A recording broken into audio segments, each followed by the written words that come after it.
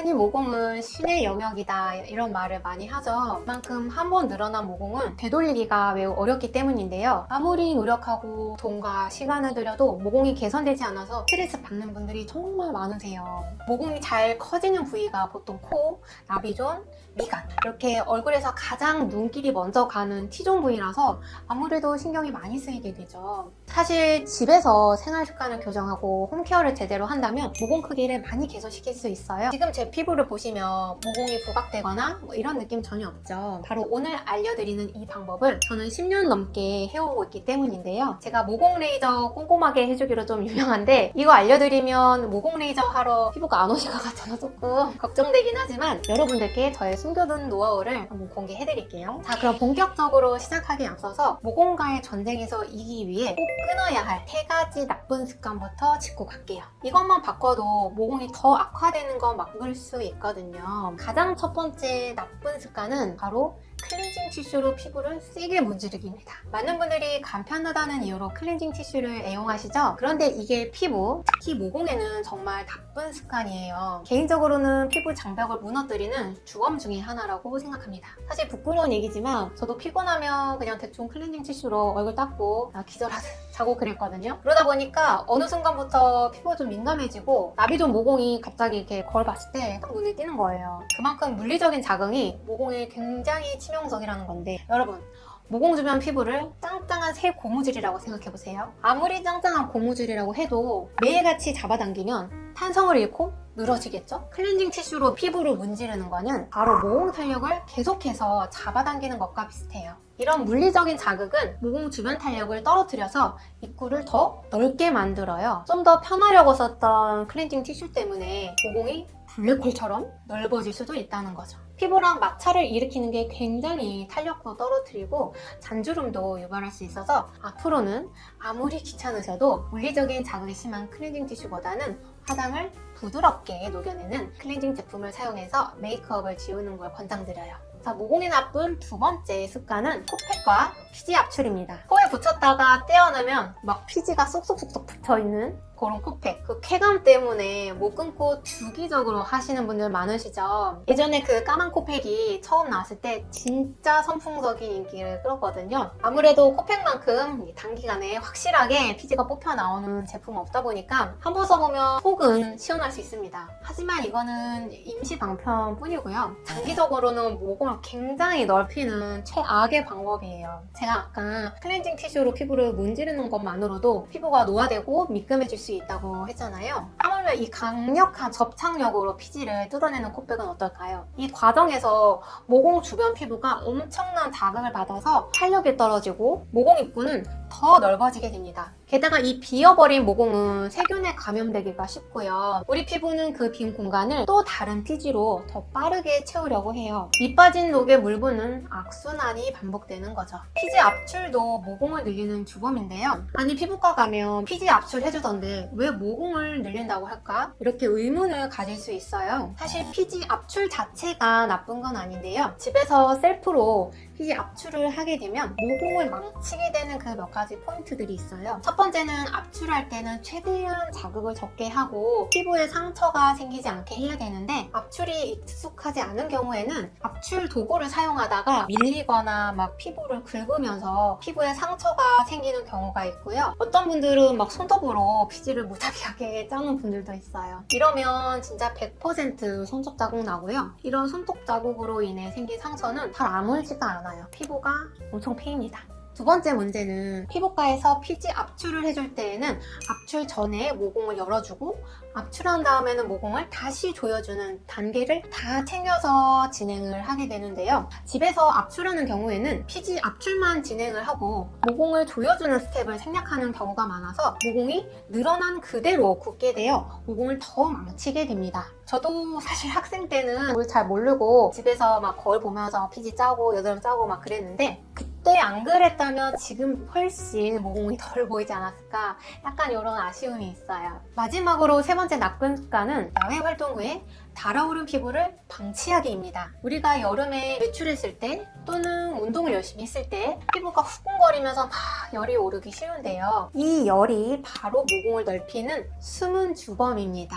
우리 피부는 온도가 1도만 올라가도 피지 분비량이 10%나 증가하거든요. 피지 분비가 이렇게 왕성해지면 당연히 모공의 피지를 배출하기 위해 더 넓어질 수밖에 없겠죠? 그리고 여기서 더 무서운 사실은요. 피부 온도가 높아지면 피부 속 탄력을 담당하는 콜라겐을 분해하는 효소까지 활성화된다는 거예요. 우리가 흔히 가로 모공은 과잉 피지와 노폐물 때문에 생기고 세로 모공은 노화와 탄력 저하 때문이라고 하는데요. 여기서 세로 모공을 짱짱하게 조여주던 기둥인 콜라겐이 힘을 잃고 무너지니까 축 늘어지면서 생기는 거예요. 결론은 피부 온도가 가로 모공과 세로 모공 모두에 영향을 미치기 때문에 얼굴에 열이 오르지 않게 조심해야 하고요. 저는 사우나나 고강도 운동, 뜨거운 히터바람이 얼굴에 직접 닿는 거를 최대한 피하는 편이에요. 만약에 얼굴에 좀 열이 올랐다 이러면 바로 쿨링을 시켜줘야 합니다. 저희 병원에 모공 레이저 하러 오시는 분들 보면 거의 두 부류로 나뉘는데요. 헬스 트레이너, 필라테스 선생님들처럼 운동을 정말 하루 종일 직업적으로 많이 하시는 분들, 과거에 여드름이 많이 있었고 피지가 막 과다하게 분비되면서 모공이 늘어났던 그런 분들이 딱 오세요. 이제 모공을 늘어나게 하는 나쁜 습관들을 체크해봤다면 이제부터는 모공을 조여주는 좋은 습관들을 만들 차례입니다. 제가 꾸준하게 하는 모공 케어 루틴 5가지를 알려드릴 건데요. 쉽게 따라할 수 있는 것들이라서 같이 해보실게요. 먼저 가장 기본적인 첫 번째 루틴은 박박 닦아내지 말고 부드럽게 녹여내는 저자극 클렌징입니다. 앞에서 클렌징 티슈가 자극적이라서 안 좋다고 말씀드렸죠. 모든 클렌징은 저자극으로 하셔야 해요. 메이크업을 지울 때에는 클렌징 밀크나 클렌징 밤 같은 1차 세안제로 먼저 얼굴 전체를 부드럽게 마사지해서 메이크업 잔여물과 노폐물을 녹여내시고요. 만약 클렌징 워터를 사용하시는 경우에는 화장솜에 충분하게 적신 다음에 얼굴에 잠시 얹어두고 메이크업 잔여물을 녹여 부드럽게 닦아줍니다. 그 후에 폼 클렌저를 사용해서 한 번 더 꼼꼼하게 2차 세안을 하는데요. 자극이 가장 적은 클렌저는 뭘까요? 우리 많이 배웠죠? 바로 약산성 클렌저입니다. 약산성 클렌저를 사용해야 피부 장벽이 무너지지 않는다는 말 많이 들어보셨죠? 이건 우리 피부가 약산성 환경에서 가장 건강하기 때문인데요. 알칼리성 세안제는 피부 보호막을 손상시켜서 각종 트러블의 원인이 될 수 있죠. 그래서 약산성 폼 클렌저처럼 우리 피부 환경과 비슷한 제품을 사용해야 피부 장벽을 지킬 수가 있는데요. 근데 저는 지성이라 약산성 클렌저로는 조금 부족한데요. 좀 세안한 느낌이 안 나요. 이런 분들이 있죠. 보통 피부가 뽀득뽀득할 정도로 강한 세정력을 가진 클렌저만 사용하셨던 분들이 보통 이런 이야기를 하시는데요. 강한 알칼리성 세안제는 세정력이 강하기 때문에 세안 후에 개운한 느낌이 들 수는 있지만 장기적으로 봤을 때는 피부 장벽을 손상시켜서 오히려 유분 분비를 촉진할 수 있습니다. 반면 약산성 클렌저는 필요한 유분은 남기고 과도한 피지와 노폐물만 부드럽게 제거해주기 때문에 피부 장벽을 지켜주는 적합한 세안제입니다. 모공 케어 두 번째 루틴은 바로 쿨링 케어입니다. 피부 온도가 모공과 탄력에 영향을 미치는 만큼 외출 후나 운동 후에 피부가 달아올랐다면 땀과 열이 식을 때까지 무작정 기다리지 마시고요. 바로바로 시원하게 만들어주는 습관을 들이셔야 해요. 그렇다고 거창한 뭔가가 필요한 건 아니고요. 운동이 끝났을 때 또는 외출했다가 귀가했을 때에는 바로 세안을 해주세요. 미지근한 물로 세안하고 마지막에 시원한 물로 마무리를 해준다면 모공의 노폐물도 청소하고 늘어진 모공도 조여줄 수 있습니다. 여기서 좀 더 모공 케어를 하고 싶다면 냉장고에 넣어둔 마스크팩이나 토너를 듬뿍 적신 화장솜을 팩처럼 올려두시면 좋고요. 냉장 보관해둔 알로에 젤이나 수딩젤을 얼굴에 발라주셔도 좋습니다. 개인적으로 저는 화장솜에 토너를 듬뿍 적셔서 만든 토너팩을 냉장고에 보관했다가 필요할 때마다 하나씩 꺼내서 쓰고 있는데요. 이게 가장 효과가 즉각적이기도 하고 피부가 예민해졌을 때, 붉어졌을 때 특히 효과가 좋습니다. 만약 피부가 예민하시다면 알코올 성분이 없는 수분 토너나 알로에 젤을 차갑게 사용하시는 방법을 추천드려요. 세 번째 루틴은 아무리 강조해도 부족한 자외선 차단입니다. 왜 제가 너무 많이 얘기했죠? 이제 좀 식상해질 수도 있어요. 근데 자외선 차단을 안 하시면 사실상 이 모든 노력이 물거품이 된다고 봐도 과언이 아니에요. 자외선 특히 UVA는 피부 깊숙이 침투해서 우리 피부의 탄력 기둥인 콜라겐과 엘라스틴을 파괴하는 주범이에요. 피부가 자외선의 무방비로 노출되면 힘을 잃고 축축 처지게 되고 모공도 중력 방향으로 길게 늘어지게 됩니다. 저는 사무실 안에만 있는데요. 오늘 날씨가 흐린데요. 밖에 잠깐만 나갔다 올 건데요. 이런 경우도 선크림을 꼭 바르셔야 해요. 집 밖에 나가는 순간 무조건 선크림과 양산 필수입니다.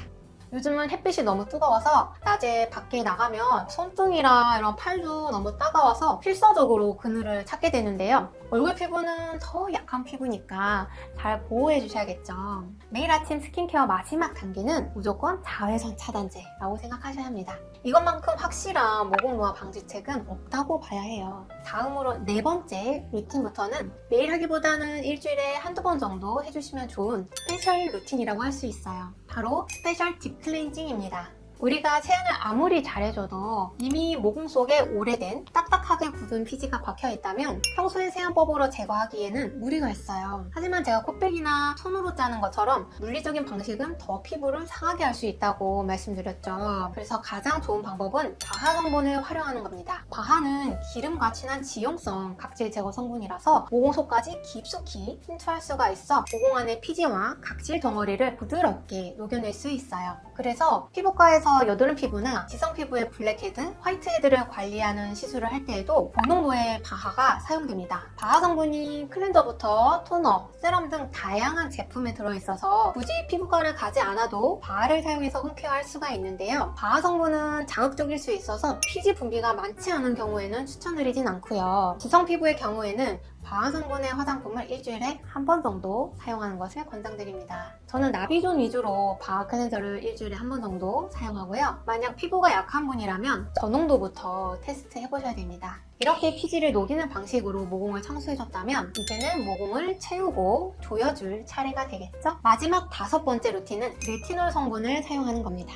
레티놀 역시 피부과에서 자주 사용하고 환자에게도 처방해주는 성분인데요. 솔직히 기능성 화장품 중에 레티놀만큼 효과가 뛰어난 게 없다고 봐도 과언이 아닙니다. 사람들이 다 레티놀을 쓰기 시작하면 피부과 의사는 다 망한다, 이런 말이 농담 반 진담 반 나올 정도예요. 레티놀의 주성분은 비타민 A인데 비타민 A는 피부 세포의 턴오버, 재생 주기를 촉진합니다. 이 과정에서 묵은 각질이 탈락하고 모공 입구가 깨끗해지죠. 더 중요한 거는 레티놀이 피부 진피층에 콜라겐 생성을 촉진해서 피부 자체의 탄력을 높여준다는 점이에요. 모공을 지지하던 기둥이 튼튼해지니까 늘어났던 모공이 자연스럽게 조여지는 효과가 나타나는 거죠. 하지만 레티놀은 자극이 좀 강하기 때문에 처음 바르실 때에는 아주 소량으로 얇게 피부를 코팅한다는 느낌 정도로만 발라주셔야 하고요. 일주일에 두세 번 정도 저녁에만 사용하는 것을 권장드립니다. 바하 성분을 사용하시고 레티놀을 바로 다음 단계에 연달아서 사용하시면 피부에 너무 자극적일 수가 있어요. 그래서 오늘 바하를 사용했다면 레티놀은 내일 사용하시는 식으로 시간차를 둬주세요. 저도 사실 레티놀을 처음 쓸 때는 아무리 그래도 좀 이 정도 써야 효과가 있지 않을까 싶어서 좀 많이 발랐는데, 그러니까 막 피부 붉어지고 나비존에 각질이 막 하얗게 일어나서 구하는데 조금 고생을 했어요. 레티놀은 더울 때 처음부터 욕심내면 안 된다는 거 꼭 기억해주세요. 그런데 이쯤 되면 또 이런 질문이 생깁니다. 저는 이렇게 꾸준히 관리할 자신이 없어요. 좀 더 빠르고 확실한 방법은 없을까요? 물론 있습니다. 이런 분들을 위해서 제가 대표적인 피부과 시술 3가지만 빠르게 짚어드릴게요. 첫 번째로는 스킨보톡스입니다. 일반적으로 근육을 약화시키는 보톡스랑 달리 피부 얕은 층에 주입해서 피지선과 땀샘 활동을 조절해서 피지 분비량을 줄여주고 모공을 축소시켜줘서 시술 후 즉각적으로 모공이 쫀쫀해 보이는 효과를 줍니다. 두 번째로는 포텐자 같은 미들 고주파 레이저가 있는데요. 미세 바늘로 진피층에 직접 고주파 에너지를 전달해서 콜라겐을 만들어내거든요. 그래서 깊은 세로 모공과 떨어진 탄력에 효과적입니다. 세 번째로는 스킨부스터 시술이 있어요. 미주란 많이 알고 계시죠? 피부 깊숙이 수분과 영양 성분을 직접 공급해서 피부 재생을 도와주는 시술인데요. 피부가 촉촉해지고 탄력이 생기면서 자연스럽게 모공도 눈에 덜 띄게 됩니다.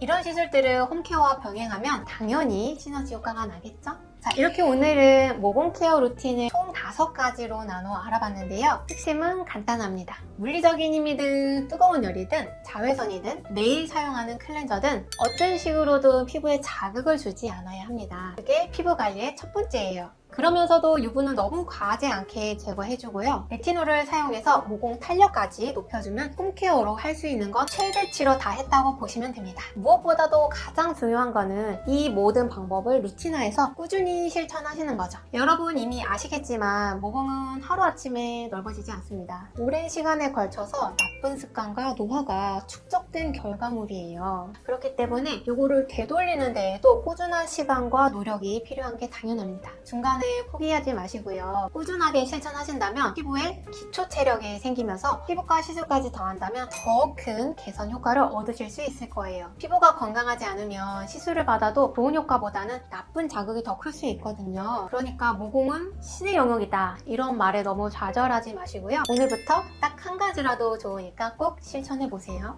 오늘 영상이 도움되셨다면 구독과 좋아요, 알람 설정까지 부탁드리고요. 모공 관리에 직접 효과 보신 더 좋은 방법이 있다면 댓글로 편하게 남겨주세요. 다음 영상에서는 보톡스 꼭 맞아야 할 곳 3가지만 딱 찝어드릴게요. 감사합니다. 완전 실례지만 나이가 어떻게 되세요? 이미 그러면 살짝 진짜요? 진짜요? 진짜 역대급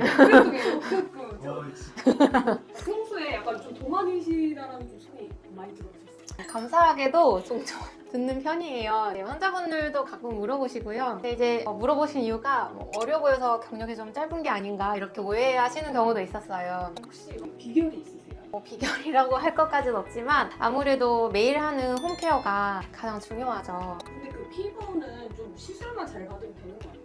물론 시술을 받으면 즉각적이고 더 드라마틱한 효과를 볼 수가 있죠. 연예인들 같은 경우는 시각적인 요소가 굉장히 중요하기 때문에 피부과를 자주 오셔서 관리 받으시거든요. 그런데 일반 사람들 같은 경우에는 자주 피부과를 다니면서 시술 받기에는 시간적인 제약도 있고 비용적인 측면도 있기 때문에 평소에 홈케어를 잘 해두시면 피부과 방문 텀을 늘릴 수가 있어요. 그 원장님의 좀 스킨케어 루틴과 뭐 매일 쓰는 제품들이 있을 것 같은데 혹시 알려주실 수 있나요? 그럼요. 오늘 이 영상에서 제 홈케어 루틴을 아낌없이 다 풀어드릴게요. 저는 얼굴의 지성과 건성이 모두 공존하는 복합성이에요. T존 부위는 번들거리고 U존은 속건조가 있어서 당기는 느낌이 종종 들거든요. 그래서 유분이 많은 T존은 지성처럼, 건조함이 심한 U존은 건성 피부처럼 따로 관리해서 밸런스를 맞춰주고 있어요. 지성 피부를 갖고 계신 분들은 제가 어떻게 T존을 관리하는지, 건성 피부를 갖고 계시다면 제가 어떻게 U존을 관리하는지 중점적으로 보시면 될 것 같아요. 우선은 클렌징 방법부터 소개해드리려고 합니다. 클렌징 단계가 올바르게 이루어지지 않으면 나머지 스킨케어 효과가 크게 떨어지게 돼요. 클렌징은 단순히 씻어내는 행위가 아니라 피부에 문제 생기는 걸 예방하고 다음 단계의 스킨케어의 흡수를 돕는 가장 중요한 첫 단추거든요. 그런데 피부 타입이 사람마다 다 다르니까 내 피부에 맞는 클렌징 제품이 따로 있다고 생각하실 것 같아요. 아주 틀린 말은 아닌데 사실 답은 간단해요. 내가 지성이든 건성이든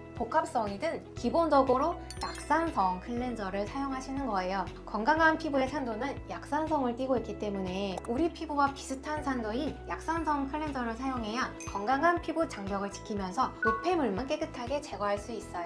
이건 모든 피부 타입에 적용되는 공식이라고 보시면 돼요. 만약 T존이 번들거린다고 해서 세정력이 강한 알칼리성 클렌저를 사용한다면 피부를 보호하는 천연 산성 보호막이 손상될 수 있어요. 이렇게 되면 U존은 더 건조해지고 T존은 더 피지를 과잉 분비하게 되는 악순환이 만들어지는 거죠. 그래서 우선은 약산성 클렌저를 선택하셔야 하고요. 본격적으로 세안하기에 앞서 물 온도를 미지근하게 맞춰주시는 것도 중요해요. 너무 뜨거운 물로 세안하면 모공이 과도하게 늘어지고요. 너무 차가운 물로 세안하면 모공이 제대로 열리지가 않아서 노폐물 제거가 제대로 되지 못해요. 우리 피부 pH와 비슷한 약산성 클렌저가 피부에 좋은 것처럼 세안도 우리 체온과 비슷한 미지근한 물로 해야 노폐물을 효과적으로 제거할 수 있어요. 다만 피부 타입에 맞는 세안 방식은 존재해요. 유분이 많은 피부 타입일수록 T존은 좀 더 신경 써서 꼼꼼하게 롤링 해주시고요. 건조한 U존은 가볍게 세안을 해주셔야 해요.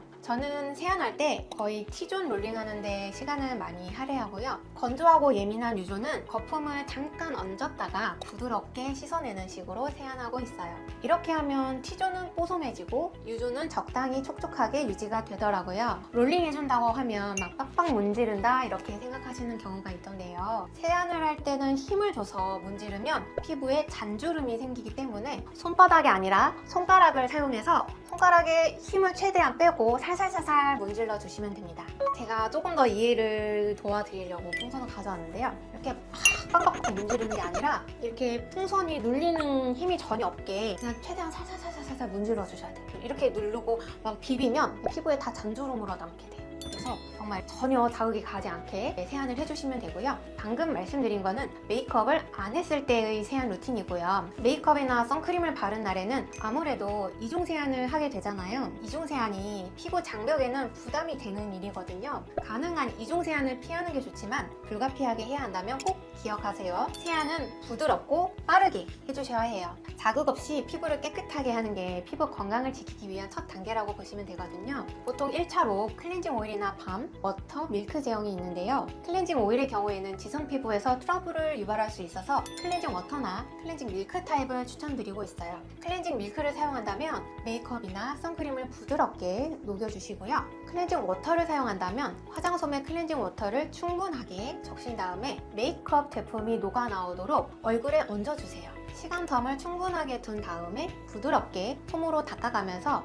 메이크업을 지우시면 됩니다. 어떤 분들은 화장솜에 클렌징 워터를 막 적시자마자 피부를 팍팍 문지르면서 메이크업을 전투적으로 지우시거든요. 이거는 피부 노화의 지름길입니다. 클렌징 티슈도 마찬가지예요. 간편해서 사용하기에는 참 좋고 저도 여행 갈 때 들고 가거든요. 그런데 이걸로 피부를 마구마구 문지른다? 피부를 망치는 지름길입니다. 2차 세안으로는 약산성 클렌저를 사용하시는 거 추천드리는데요. 이때 가장 중요한 포인트는 스피드예요. 1차로 메이크업을 녹여낼 때 유화 시간까지 포함해서 1, 2분 이내로 마치셔야 하고요. 이후 약산성 클렌저로 2차 세안을 할 때에는 30초 정도면 충분합니다. 세안을 오래, 길게, 세게 하는 거는 절대 금물이에요. 아침이나 화장을 안 한 저녁에 세안할 때에는 약산성 클렌저 하나로만 세안하시고요. 화장을 하셨거나 선크림을 바른 날에는 이중 세안을 하더라도 부드럽고 짧게 해주세요. 간혹 선크림만 단독으로 바른 날에는 이중 세안 할 필요 없다 이런 견해도 종종 보이는데요. 유기자차건 무기자차건 사용해보신 여성분들은 다 아실 거예요. 단순히 폼 클렌징만 사용해서는 선크림이 잘 안 지워져요. 어쩔 수 없이 이중 세안 하셔야 합니다.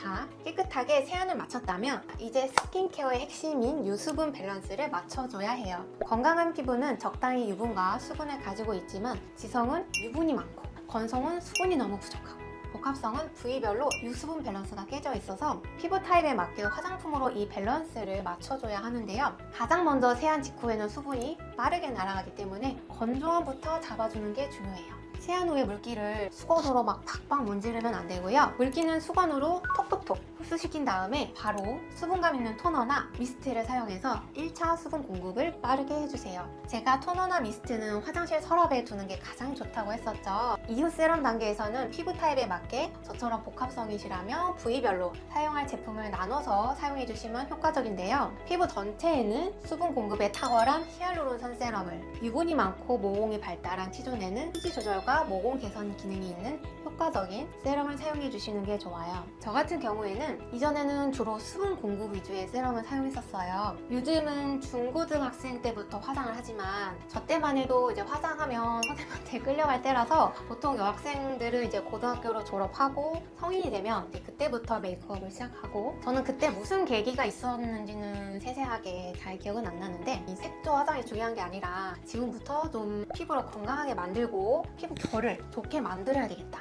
메이크업을 지워도 부끄럽지 않은 피부가 돼야 되겠다 이런 깨달음이 있었어서 기초 화장품을 좀 퀄리티 있는 걸 쓰고 피부과나 에스테틱 샵을 진짜 꾸준하게 다녔어요. 최소 일주일에 한 번씩은 가서 꼭 케어를 받고 관리를 했는데요. 20대 초중반에 이렇게 집중적으로 관리를 해놨더니 그동안에는 피부에 특별히 고민이 없이 잘 지내왔고 그래서 수분 공급 위주의 세럼으로 관리도 이제 괜찮았었는데 일하면서 이제 바빠서 이제 관리도 제대로 못하고 이제는 좀 나이도 있다 보니까 안티에이징에 좀 더 신경을 써야겠다는 생각이 들어서 부위별로 세분화해서 기능성 제품을 사용하고 있어요. 눈가에는 아이크림을 꼭 발라주고요. 어떤 분들은 눈가에 아이크림 바르면 좀 시리다, 비립통이 생긴다 이런 경우도 있어요. 아이크림을 브랜드마다 테스트해보면서 본인한테 맞는 제품을 찾으시면 좋을 것 같아요. 아이크림을 뭐 바르나 안 바르나 별 차이 모르겠다 이렇게 얘기하시는 분들이 있는데 저는 아이크림 발랐을 때 건조함이나 단주름이 더 완화되는 걸 느껴서 꼭 챙겨서 바르고 있어요. 아이크림 바를 때 눈가 말고 또 바르는 곳이 있는데 어딜까요? 바로 입과 팔자 주름 부위입니다. 우리가 말을 하면서 많이 움직이는 부위이기 때문에 입가나 팔자 부위는 잔주름이 잘 생길 수 있는데요. 주름 개선 기능이 인증된 아이크림을 바르면 좀 더 주름이 진해지는 것을 미리 예방할 수 있습니다. 나비존은 모공이 부각되면 메이크업이 들뜨고 특히 파운데이션이 끼기 때문에 많이 신경 쓰이는 부위인데요. 모공 주변의 탄력을 증가시켜서 모공을 작아 보이게 해주는 나이아신아마이드 세럼을 발라주고 있어요. 나이아신아마이드는 비타민 B3의 일종인데요. 모공에 유분과 노폐물이 쌓이지 않도록 막아주고 멜라닌 생성세포가 피부세포로 전달되는 것을 억제해서 색소 침착을 예방해주는 역할도 해줍니다. 색소 침착이 생기기 쉬운 눈가, 광대 부위도 함께 나이아신아마이드 세럼을 발라주고 있어요. 모공과 미백을 한 번에 케어할 수 있어서 굉장히 편리한 세럼이죠. 그 다음 스텝으로는 제가 요새 미백에 굉장히 신경 쓰고 있기 때문에 비타민 C 성분이 들어간 세럼을 발라줍니다. 제가 발리 갔다가 흑감자처럼 얼굴이 차졌다고 전에 얘기 드렸죠. 저는 원래 잡티가 거의 없는 편이라서 미백 관리는 전혀 안 하고 있었는데 한번 얼굴이 탄 이후로 굉장히 미백 관리에 신경을 쓰고 있어요. 비타민 C 화장품은 미백, 주름 개선, 항산화 효과 등의 기능이 있는데요. 멜라닌 생성을 억제해서 피부톤을 밝게 해주고 콜라겐 생성을 촉진해서 주름 개선에도 도움을 줍니다. 활성산소로부터 피부를 보호해서 안티에이징 효과도 있고요. 피부 탄력에도 효과가 있습니다. 이렇게 피부에 여러 가지에 도움을 줄 수 있는 만능 효자템인데요. 한동안 비타민C 화장품의 인기가 조금 뜸했던 적이 있어요. 비타민C가 빛이나 열 등의 외부 환경에 민감하게 반응하기 때문에 보관이 까다로워 변질되기 쉬웠고요. 비타민C 원료의 형태에 따라서 피부 자극감이 있었거든요. 그래서 순수 비타민C보다는 비타민C 유도체의 형태로 제품에 포함되어 있었어요. 최근에는 비타민C, E, 페룰릭 애시드를 함께 배합한 제품이 나왔는데요. 항산화 효과를 높이고 피부 노화 방지에 도움을 주면서 제품 안정성까지 확보한 탁월한 제품입니다. 비타민C와 E는 단독으로 사용했을 때보다 페룰릭 애시드와 함께 사용하면 시너지 효과를 발휘해서 항산화 작용을 더욱 강화한다고 알려져 있습니다. 기존 비타민C 유도체가 아니라 순수 비타민C 형태로 화장품에 함유되어 활성도가 더 높고 활성산소 중화에도 더 도움을 주고 있습니다. 이런 제품을 사용할 때 주의할 점은 자외선 차단을 해주셔야 하고요. 피부에 약간 자극적이에요. 저도 처음에 발랐을 때는 조금 따가워서 정말 소량부터 적응시켜 나갔거든요. 다른 보습제와 섞어 바른 적도 있었는데 너무 많이 보습제를 섞게 되면 피부 표면 pH가 낮아져서 비타민C의 흡수가 저하되기 때문에 최소량만 섞어서 발랐어요. 그리고 상처 있는 부위에 바르면 진짜 따갑거든요. 약간 스모치에 바르는 느낌? 그래서 상처 있는 부위는 절대 바르시면 안 됩니다. 세럼까지 레이어드해서 케어를 마쳤다면 마지막으로는 가벼운 텍스처의 로션으로 마무리를 합니다. 살짝 유분기로 코팅을 해줘야 피부가 수분을 뺏기지 않거든요. 그리고 건조해지는 가을, 겨울에는 오일 한두 방울 정도 섞어서 같이 기초 케어를 해주거나 크림류를 추가해서 좀 더 보습을 탄탄하게 해줍니다. 아니 원장님, 화장품 너무 많이 바르는 거 아닌가요? 이렇게 생각하실 수도 있는데요. 한동안 화장품 다이어트 이런 게 유행할 때가 있었어요. 이게 유행이 좀 왔다 갔다 하는데요. 어떤 때는 토너를 7겹을 발라야 한다. 어떤 때는 화장품 다이어트를 하자. 이러면서 최소한으로만 발라라 이러니까 로션 한 개만 딱 바르고 기초 케어 끝 이러는 경우도 많았거든요. 어떤 제품 단독으로 하나만 발라서 스킨케어를 하는 거는 아무래도 좀 한계가 있습니다. 그래서 필요한 성분의 기초 화장품들은 단계별로 챙겨서 바르시는 것을 권장드려요. 기초 화장품 고를 때 팁은 제가 항상 강조하는 것 중에 하나가 유해 성분이 적고 순하고 본인한테 잘 맞는 제품을 찾아서 정착하시라고 말씀드려요. 그리고 너무 싼 화장품은 좀 피하고 내 예산 범위 안에서 좀 퀄리티 있는 제품을 사용하시는 것을 권장드리는데요. 아무래도 저가 화장품은 원가 절감을 해야 하기 때문에 조금 성분 퀄리티가 떨어질 수 있어요. 스킨케어 할 때 또 한 가지 중요한 점은 제품을 바를 때 조금 시간차를 두고 흡수될 시간을 줘야 합니다. 하나의 화장품을 발랐다면 최소 30초에서 1분 정도 텀을 두고 다음 스텝의 화장품을 발라야 하는데요. 바쁘다고 해서 흡수될 텀을 두지 않고 치덕치덕 화장품을 바르면 어떻게 되죠, 여러분? 메이크업이 다 밀리겠죠. 손가락으로 이렇게 밀면 때처럼 밀려나오고요. 이런 건 진짜 화장품 많이 사용하고 메이크업 하는 여자 의사만이 해줄 수 있는 실전 팁이죠. 여배우들, 아이돌 메이크업을 담당하는 청담동 메이크업샵에서 무슨 화장품을 어떻게 바르고 진행되는지 다들 궁금해 하시잖아요. 거기 가면 기초 케어를 진짜 탄탄하게 합니다. 일단 쿨링부터 시작해서 기초 케어를 하나하나 바르고 또 하나 또 바르고 이렇게 엄청 공을 들여서 흡수를 시켜요. 기초 공사를 탄탄하게 해야 화장이 들뜨지 않고 수분감 있게 잘 먹습니다. 저는 솔직하게 말하면 아침에 바빠서 막 손으로 막 공들여서 흡수시키는 것까지는 솔직히 못하고 시간 텀을 두고 바르는 거는 꼭 지키려고 해요. 예를 들어서 텀은 1분이 넘어가면 피부가 건조해질 수 있어서 1분은 넘기지 않고 다음 기초 화장품을 바릅니다. 뭐 하나 바르고 또 딴 거 뭐 옷 하나 입고 또 뭐 하나 바르고 뭐 필요한 거 하나 가져오고 이런 식으로 텀을 두거든요. 또 한 가지 기초 케어할 때 중요한 점은 바르는 방식인데요. 손바닥에 덜어서 화장품을 바르면 아무래도 손바닥에 흡수되는 양이 많아서 손등에 살짝 덜어서 사용하는 것을 추천드리고요. 묽은 세럼류는 손등에 덜면 잘 이렇게 흘러내려요. 그래서 저는 엄지손가락과 검지 사이 여기 살짝 오목한 부위에 세럼을 덜어서 사용하는 편입니다. 화장품을 바를 때 피부를 세게 문지르지 마시고 피부에 자극이 없게 살살살살 도포를 해주세요. 피부를 힘있게 문지르면서 케어를 하면 피부도 늘어지고 잔주름도 잘 생깁니다. 고급 에스테틱 샵에 가면 피부에 누르는 느낌이 거의 없게 진짜 막 간질간질간질 이렇게 하듯이 화장품을 흡수시켜주거든요. 막 찹찹찹찹 이런 소리 나는 게 아니라 이런 소리가 나요. 피부가 정말 사르르 녹는다 이런 느낌? 그래서 저의 데일리 스킨케어 루틴을 정리해봤는데요. 1, 2주에 한 번 정도는 추가 집중 케어 루틴이 있어요. 첫 번째는 바로 각질 제거 루틴인데요. 특히 여성분들이라면 다들 공감하실 것 같은데 사실 화장할 때 가장 신경 쓰이는 게 바로 이 각질이잖아요. 피부에 각질이 쌓이면 뭘 발라도 밀리고 들떠서 피부 표현이 예쁘게 되지 않습니다. 그래서 일주일에 한 번 혹은 2주일에 한 번 정도는 저강도의 각질 제거를 하고 있어요. 너무 강하게 각질 제거를 할 경우에는 피부가 예민해지고 자극받을 수 있어서 부드럽게 하는 편인데요. 각질 제거를 하게 되면 피부 결도 매끄럽게 되고 메이크업 했을 때 피부 텍스처 표현도 예쁘게 됩니다. 여드름 피부의 경우도 각질 제거를 정기적으로 해서 피부 피지선이 막히는 걸 예방해줘야 여드름 발생을 줄일 수가 있어요. 그리고 코에 있는 블랙헤드 거울 볼 때마다 정말 거슬리죠. 저는 2, 3주에 한 번 정도는 피지 연화제를 사용하고 있어요. 피지 연화제는 피부 표면에 각질을 부드럽게 하고 모공 속 피지를 말랑말랑하게 만들어서 묵은 피지를 제거하기 쉽게 만들어주는 제품인데요. 그러니까 피지 자체를 녹이는 게 아니라 피지가 원활히 배출되지 못하게 막고 있는 피부 겉면에 각질층 있죠? 그걸 녹이는 역할을 하는 거예요. 피지 연화제는 보통 화장솜에 흠뻑 적신 다음에 블랙헤드 있는 부위에 얹어놓고 피지를 불려주고요. 피지가 불어서 노출되면 면봉이나 스킨 스크러버로 부드럽게 피지를 제거해주시면 됩니다. 만약에 피지 연화제가 부담스럽다면 토너로 불릴 수도 있어요. 이렇게 피지가 빠져나가면 모공에 빈자리가 생기는데 그러면 우리 피부는 그 빈자리를 또 다른 피지로 채우려는 성질이 있어요. 피지로 다시 채워지기 전에 재빠르게 수분을 태워주셔야 합니다.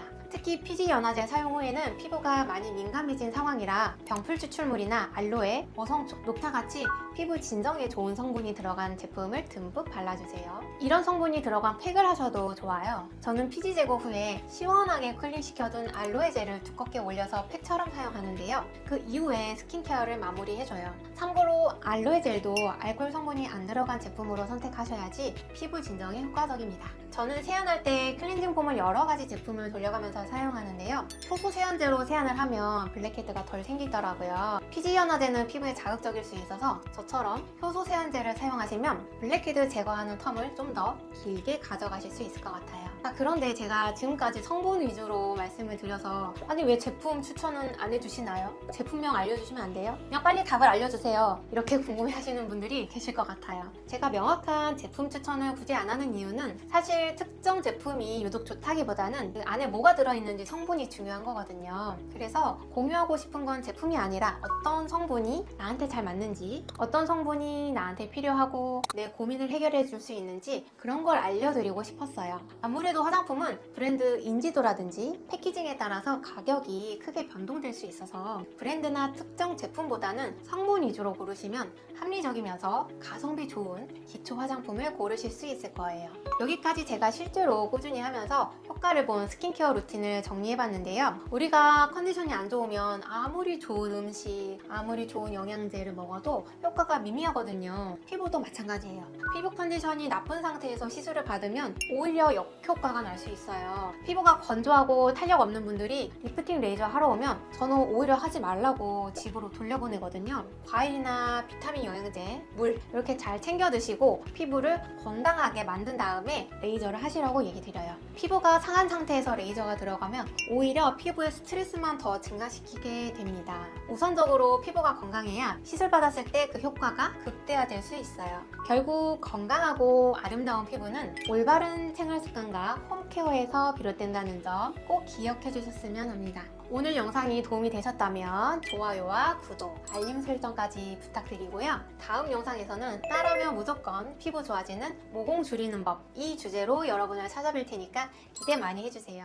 원장님, 같은 나이인데 누구는 동안이고 누구는 노안이잖아요. 그렇죠. 20대 때는 뭐 비슷하게 보이던 사람들도 30대부터는 격차가 점점 벌어지기 시작해요. 같은 30대인데도 어떤 사람은 아직 20대 소리를 듣는 반면에 어떤 사람은 40대로 오해를 받기도 하거든요. 그럼 도대체 왜 그런 차이가 생기는 걸까요? 특히 30대부터는 사람마다 노화 속도가 왜 그렇게 확 차이가 나는 걸까요? 노화 속도 차이에는 분명한 이유가 있는데요. 궁금하시죠? 오늘 영상에서는 제가 그 이유를 속 시원히 밝혀드릴게요. 노화의 원인을 파악하고 노화의 속도를 늦추고 싶으시다면 오늘 영상 끝까지 시청해주세요. 노화 속도에 대한 이야기를 나누기 전에 먼저 흥미로운 연구 하나를 소개해드릴 거예요. 미국 스탠포드 대학교 연구팀이 네이처 메디슨에 발표한 논문인데요. 우리 혈액 속에 수천 개의 단백질을 분석해봤더니 사람 생애에서 총 3번 노화 단백질 수치가 갑자기 급격하게 변하는 시점이 발견됐대요. 그 첫 번째 시점이 바로 만 34세, 즉 30대 중반입니다. 두 번째는요, 만 60세, 마지막 세 번째는 만 78세고요. 쉽게 말해서 우리 몸은 서서히 일정하게 늙어가는 게 아니라 계단식으로 특정 시점에 갑자기 확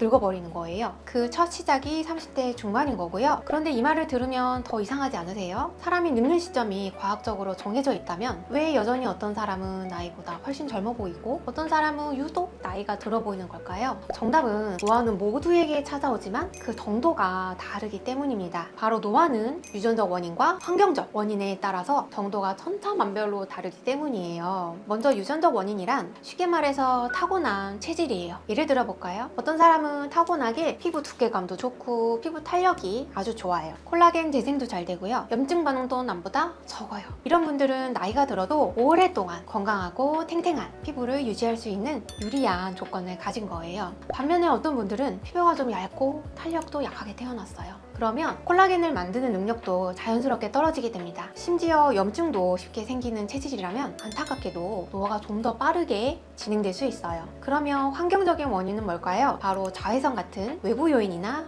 흡연, 음주, 수면 부족, 스트레스, 잘못된 식습관 같은 후천적인 요인을 뜻합니다. 그런데 많은 분들이 이런 질문을 하세요. 원장님, 아무리 그래봤자 유전적 요인이 가장 중요한 거 아닌가요? 후천적으로 아무리 노력해봤자 타고난 피부는 못 따라가지 않나요? 이렇게 물어보시는데요. 반은 맞고 반은 틀린 생각이에요. 많은 분들이 생각하시는 것처럼 피부에 있어서 유전적인 요인은 매우 중요한 부분이에요. 하지만 내 피부 노화의 모든 것을 결정할 만큼 결정적이지는 않아요. 이걸 아주 명확하게 보여주는 사례가 바로 일란성 쌍둥이 연구가 있습니다. 여러분, 일란성 쌍둥이는 DNA가 100% 똑같잖아요. 그런데 서로 완전히 다른 환경에서 살게 된 일란성 쌍둥이를 연구해 보니까 놀랍게도 노화 속도가 다른 거예요. 반면 같은 환경에서 생활한 일란성 쌍둥이는 노화 진행 속도가 매우 비슷하게 나타났고요. 그러니까 환경과 생활 습관이 유전만큼이나 노화에 강력한 영향을 미친다는 거죠. 만약 또래보다 유독 노화의 속도가 빠르다고 느껴진다면 타고난 유전자만 탓하시면 안 되시고요. 이제부터라도 내 노력으로 충분히 바꿀 수 있는 환경적인 요인에 집중하셔야 해요. 자, 그럼 지금부터 여러분의 피부 시간을 되돌릴 수 있는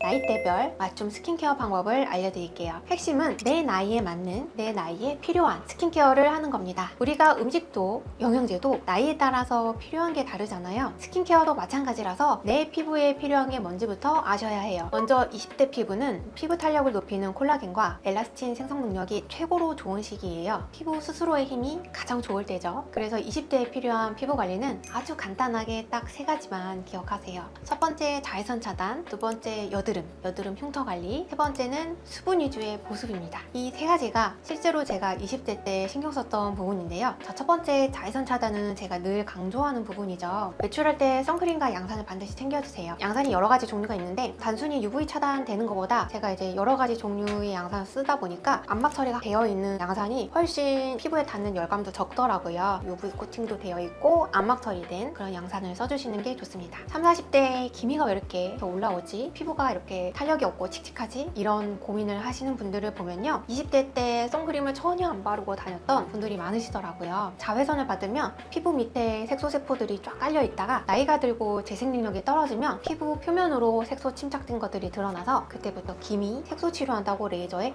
막대한 비용이 들게 됩니다. 20대에 피부가 좋다고 방심하시면 나중에 정말 후회하시게 되세요. 요새는 아기 때부터 유아용 선크림을 바르더라고요. 제가 자랄 때는 자외선 차단에 대해 중요성이 보편화된 때는 아니었어서 그냥 모르고 지냈다가 20대 초반부터 매일매일 선크림을 바르고 다녔는데요. 집 밖에 나가면 무조건 선크림이랑 양산을 챙겼고요. 실내에서도 햇빛이 잘 드는 곳에 있으면 블라인드를 치거나 꼭 선크림을 발랐어요. 그 덕분에 많은 분들이 지금까지 피부 관리를 잘했다고 칭찬해 주시는 것 같습니다. 자, 두 번째, 20대 때 꼭 신경 써야 할 관리는 여드름, 그리고 여드름 흉터 관리입니다. 이거는 집에서 홈케어도 신경 써야 하고요. 때로는 피부과 시술에 도움을 받아야 하는 경우도 있어요. 피부과의 여드름 흉터 때문에 고민하시는 환자분들이 굉장히 많이 오시는데요. 그분들이 보통 이제 직장 다니고 경제적인 여유가 생기는 30대 때 주로 오시거든요. 이미 피부 재생 능력이 떨어지는 나이가 돼버렸기 때문에 30대에는 흉터 복구하기가 쉽지가 않습니다. 여드름 흉터 치료를 한다고 해도 20대에 레이저 하는 거랑 30대에 하는 거랑은 효과가 천지 차이예요. 기본적으로 피부가 재생 능력이 받쳐줘야 흉터가 옅어지거든요. 사실 여드름 관리는 여드름이 생기는 10대 때부터 하면 정말 좋죠. 근데 이제 그때는 학교 다니고 뭐 공부하는 시기라서 얼굴에 신경 쓰기는 쉽지 않고, 그런 거 신경 쓰면 엄마한테 등짝 맞을 수 있으니까 학생의 본분을 다 해야 하고요. 여드름이 고민이라면 여드름 전용 스킨케어 제품을 사용하시거나, 여드름이 생긴 후에 색소 침착이 고민이시라면 미백이나 피부 재생 성분이 좀 더 강화된 기초 케어 제품을 사용해 주셔야 합니다. 20대에는 여드름이 더 심해지거나 흉터가 생기지 않게, 이미 생긴 흉터가 있다면 빠르게 치료를 진행해 주셔야 해요. 마지막으로는 수분 위주의 보습이 필요한데요. 피부 안에 수분감을 충분히 줄 정도로 기초 케어를 권장드립니다. 20대에는 아직 탱탱한 나이라서 고영양의 스킨케어는 필요하진 않은데요. 의외로 피부 안에 수분이 부족한 분들이 많으세요. 아닌데요? 저는 유분이 너무 많아서. 아닌데요? 백일임 때문에 화장이 다 무너져요. 이렇게 얘기하시는 분들도 제대로 살펴보면 사실 수분이 부족해서 피부가 피지를 더 많이 분비하는 경우가 많아요. 피지 분비가 과다하게 되면 여드름성 피부가 되거나 모공이 늘어질 수 있기 때문에 이런 분들은 히알루론산처럼 수분을 끌어당기는 성분이 들어간 가벼운 제형의 세럼이나 수분크림으로 보습을 해주셔야 됩니다. 고가의 기능성 앰플이나 크림은 20대에서는 크게 추천하진 않아요. 다음으로는 30대로 넘어가 볼게요. 30대는 제가 앞서 소개한 스탠포드 대학교의 노화 연구에서 나와 있듯이 첫 번째로 노화가 시작되는 시점이에요. 이때부터 우리 피부는 콜라겐 생성 속도가 급격하게 떨어지고 피부 재생 주기도 28일에서 40일 이상으로 길어지게 되는데요. 그래서 20대에는 보이지 않던 모공이나 잔주름이 보이게 되고 피부가 더 푸석하게 느껴지고 탄력도 떨어져 보일 수 있어요. 이미 노화가 빨라지기 시작한 시점이기 때문에 20대와 똑같이 관리하면 노화의 속도를 따라잡을 수 없는 거죠. 그래서 30대부터는 기능성 성분 화장품을 스킨케어에 추가해야 합니다. 제가 추천하는 성분은 대표적으로 두 가지인데요. 바로 비타민C와 레티놀입니다. 먼저 비타민C는 강력한 항산화제 성분이라 낮 동안의 자외선과 유해 환경으로부터 피부를 보호해주고요. 칙칙한 피부톤을 맑게 해주는 효과가 있어요. 아침 세안 후에 비타민C 화장품을 바르고 그 위에 선크림을 발라주시면 됩니다. 두 번째로 레티놀은 제가 정말 사랑하는 성분인데요. 비타민 A의 한 종류로서 피부세포의 턴오버 주기를 촉진해주고요. 콜라겐 생성을 도와줘서 잔주름과 피부결 개선에 도움이 되는 성분이에요. 그런데 꼭 주의하실 점이 레티놀은 효과가 좋지만 자극감이 있는 성분이거든요. 처음에 레티놀을 바르고 피부가 붉어지거나 각질이 일어날 수 있어요. 그래서 레티놀을 스타트할 때는 아주 낮은 함량부터 시작해서 따를 만큼만 일주일에 2-3번 정도 저녁에만 사용하세요. 계속 발라보니까 자극감이 없고 피부가 좋아지는 것 같은데 싶으면 조금씩 양과 횟수를 늘려가는 거예요. 만약에 레티놀을 발라보고 싶은데 피부가 예민해서 걱정이시라면 먼저 보습제를 바르고 그 위에 레티놀을 바른 다음에 그 위에 또 보습제를 샌드위치처럼 쌓아보세요. 이렇게 하면 피부 자극이 훨씬 줄어들어요. 저도 처음 레티놀을 발랐을 때는 피부에 붉은기가 올라왔었는데 이 샌드위치 방법을 사용하니까 피부가 더 쉽게 레티놀에 적응하더라고요. 자, 그럼 40대 이상의 스킨케어는 어떻게 해야 될까요? 40대 이상부터는 우선 호르몬이 변하고 세포 재생 능력도 떨어지죠. 여기에 자외선이나 스트레스 같은 외부 요인까지 더해지면 노화 증상이 훨씬 뚜렷해지게 돼요. 잔주름이 좀 더 선명한 주름으로 자리 잡고요. 모공은 더 늘어나고 전체적으로 탄력이 저하된 느낌 때문에 피부 고민이 복합적으로 생길 수 있습니다. 그래서 이때는 보습의 퀄리티를 높이고 고효능 성분을 복합적으로 사용하시는 게 좋아요. 스킨케어 시에는 묽은 제형을 먼저 바르고 다음 단계에서는 점점 되직한 제형을 발라주는 게 올바른 순서인데요. 40대에서는 주름, 탄력, 미백, 재생 등 다양한 피부 고민들이 있기 때문에 여기에 맞춰서 기능성 화장품을 사용해 주셔야 합니다. 모공이나 주름, 탄력 고민에는 앞서 말씀드린 레티놀이나 비타민C, 펩타이드, EGF 성분이 들어간 고효능 화장품을 사용하시면 좋은데요. 먼저 펩타이드는 콜라겐과 엘라스틴, 히알루론산 등의 생성을 촉진해주는 성분이에요. 그래서 피부 탄력을 개선하고 주름을 완화하는 데 도움이 됩니다. 또 EGF는 성상인자라는 성분인데요. 손상된 피부를 빠르게 회복시켜서 피부 재생을 원활하게 도와주는 효과가 있어요. 이걸 꾸준하게 바르시면 우리 피부의 방어막, 즉 피부 장벽이 아주 튼튼해집니다. 그럼 피부가 수분을 꽉 붙잡는 힘이 세지면서 심한 건조감도 해결될 수 있어요. 참고로 저는 레티놀, 비타민C, 펩타이드, EGF 화장품을 모두 사용 중인데요. 여기서 중요한 팁이 있어요. 바로 이 모든 걸 한 번에 다 바르시면 안 되고요.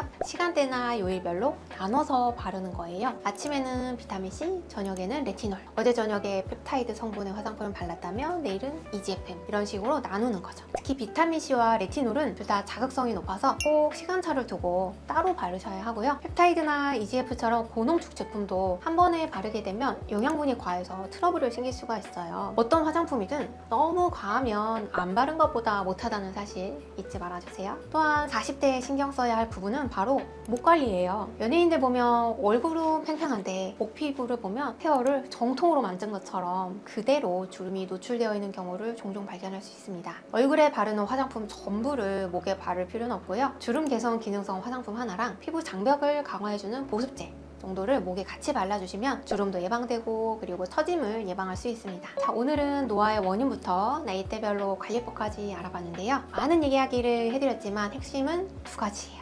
첫 번째, 보습과 자외선 타선처럼 기본을 잘 지키면서 두 번째는 내 나이대 꼭 필요한 기능성 성분을 똑똑하게 사용하는 거예요. 이 방법들은 피부 노화를 늦추는 가장 기본적이고 가장 튼튼한 방패라고 보시면 돼요. 이 방패만 잘 갖추셔도 10년, 20년 뒤에 내 모습이 결정되니까 조금 귀찮더라도 포기하시면 안 됩니다. 제가 어릴 때 엄마 따라서 사우나에 가보면 막 우유, 요거트 막 이런 거를 막 얼굴에도 바르고 막 몸에도 바르고 막 그분들 보면 저희 엄마보다도 연배가 높으신데 피부가 진짜 막 매끈매끈하고 탄탄했어요. 이 사우나까지 와서 막 우유를 챙겨가지고 바를 열정이면 평소 홈케어는 얼마나 신경을 쓰시겠어요. 여러분, 피부는 공을 들인 만큼 보답을 꼭 합니다. 열심히 노력하시면 반드시 노력에 대한 보상을 받으실 거예요. 그럼 오늘 영상이 도움되셨다면 구독과 좋아요 그리고 알림 설정까지 부탁드리고요. 영상 보시면서 궁금한 점이 있으셨다면 댓글로 남겨주세요.